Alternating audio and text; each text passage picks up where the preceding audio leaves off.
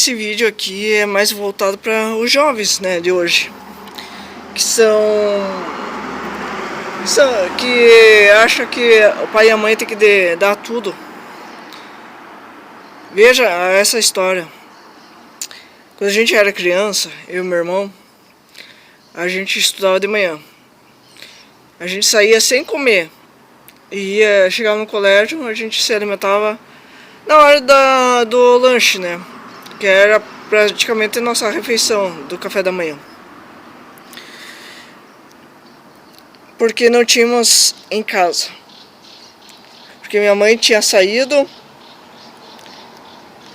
recentemente do hospital, certo? E ela vendo a situação dos seus filhos passando fome, passando dificuldade, e eu não podia trabalhar, porque na época adolescente não pode trabalhar, eu não podia ajudar. Então, minha mãe tinha mal se recuperado do derrame e ela teve que arrumar um emprego.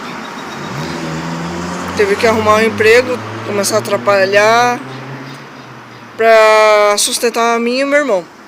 Porque meu pai,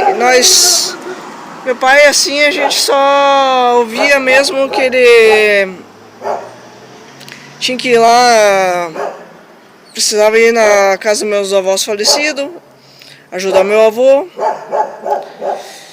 E daí não estava em casa, né? A gente estava só. Que ele falava que ia na casa dos meus falecidos avós para ajudar meu avô, certo? Hoje ele me contou, faz o que? Acho que uns 2 meses que ele me contou que isso era desculpa. Era para ele sair com mulherada, para curtir e tudo mais. E deixando os filhos com a esposa doente, passando fome, dificuldade. Muitas das vezes catando latinha para vender, para suprir. Às vezes, eu lembro de um dia que só tava eu e minha mãe. Por incrível que pareça, apareceu acho que 50. Hoje é 50 centavos. Na época valia um misto miojo. Eu comprei um misto miojo, ela não dividiu, não quis dividir, passou fome, aguentou a fome para dar para mim comer, deixar eu comer. Daí, como eu falei, minha mãe voltou a trabalhar. Ela trabalhava de encarregada de limpeza em escolas. Ela trabalhou por um tempo numa escola perto de casa, certo? Mas de outro tempo ela trabalhava longe. Então a gente ficava muito só, eu e meu irmão. E, como eu disse, a rotina que eu criei com ele foi de chegar em casa, fazer alimentação, depois fazer lição, daí deixar ele brincar e eu cuidar dos fazeres de casa. Daí quando tava no horário assim das 5h30, 6 horas, eu começava a fazer janta, que daí quando minha mãe chegava, a janta já estava pronta. E daí ela chamava meu irmão para entrar para jantar e já mandar ele tomar banho. Daí depois disso a gente começou a ter mesada para levar pro colégio, né? Hoje é R$5. R$5 não compra nada, mas na época comprava bastante. Dava pra semana, era pra durar pra semana toda, né? Comprava uma bala, uns chicletes, um pirulito, um salgado, era assim. Como eu falei, na época o jovem não podia trabalhar, então eu não podia ajudar ela, eu não podia poupar ela de sair trabalhar, sabendo que ela teve derrame, tinha problema de saúde, tinha problema de pressão. Que o 6º derrame levou ela, que daí onde ela estava acamada, estava se alimentando por sonda e tudo mais. Aí depois que eu jantava, minha mãe mandava ele tomar banho, daí a gente ia dormir, né? Ia dormir e minha mãe estava lá esperando meu pai. E muitas das vezes o leite que a gente bebia era o leite que a gente pegava do convento dos padres, que tinha ali na Eduardo Prada, em frente ao colégio Ulisses Falcão Vieira. A gente pegou muito lá.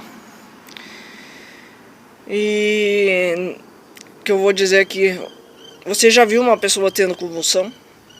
Eu vi. Minha mãe. quando eu tinha 13, 14 anos. Meu pai acordava eu de madrugada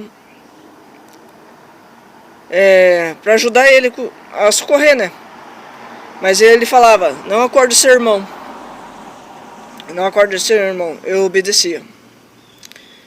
Mas eu sentia que eu era injusta, que era injusto comigo. Só eu ajudar a cuidar da minha mãe ali, socorrer, e meu irmão belo e formoso dormindo. É fogo, né? Na época, tudo bem. Eu me calava, eu ficava quieta e suportava isso, calada. Mas eu sabia que eu entregando tudo na mão de Deus, Deus ia agir no momento certo, no momento adequado, e ia ensinar quem fosse para ver os erros, as atitudes, os pensamentos, as palavras, seja de acusação, malditas, escritas, o que for. Sim, quando eu falei minha mãe tendo convulsão, eu sentia medo, pânico,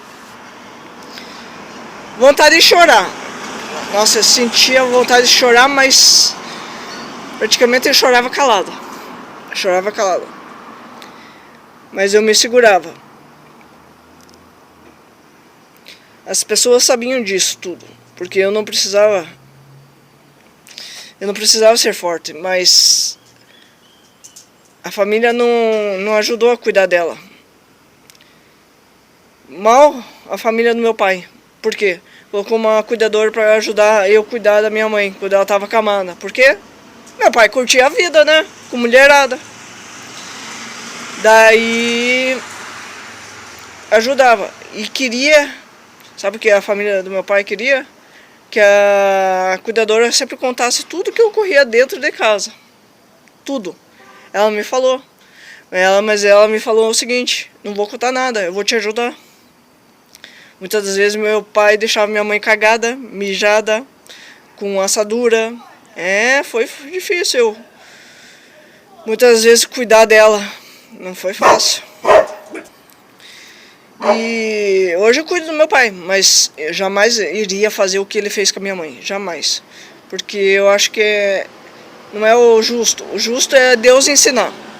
Isso que eu acho que é o justo, que é o mais correto. Entregar na mão de Deus e Deus vai ensinar as pessoas no momento certo. Vai ensinar as suas atitudes, seus atos, suas falas, tudo mais. E Deus sabe o que Ele quer usar nesse vídeo. Eu só conto minha história, o que eu vivi, o que eu presenciei, o que eu superei, o que eu aguentei. Então isso sirva de exemplo para esses jovens. Abre os olhos, ame os seus pais, cuide dos seus pais. E não sejam revoltados, porque a vida foi difícil.